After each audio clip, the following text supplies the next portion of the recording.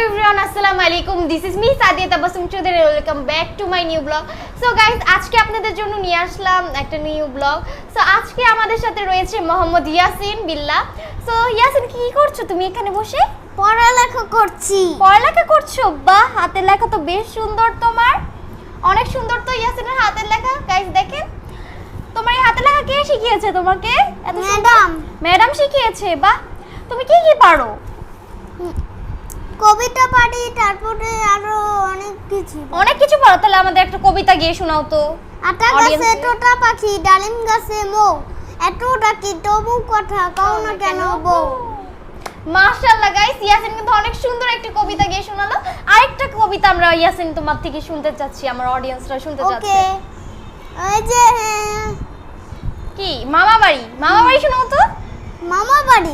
মামা বাড়ি জসিমউদ্দিন, আই ছেলেরা আই মেয়েরা ফুল তুলিতে যাই, ফুলের মালা গলায় দিয়ে মামার বাড়ি যাই, মামার দেশে ঝড়ের দিনে আম কুড়াতে সুখ, পাকা জামে শাকায় উঠি রঙিন করি মুখ। মাশাআল্লাহ মাশাআল্লাহ গাইস, ইয়াসিন আমাদেরকে অনেক সুন্দর করে একটা কবিতা শোনালো। আপনাদের কাছে কেমন লাগলো এটা অবশ্যই জানাবেন।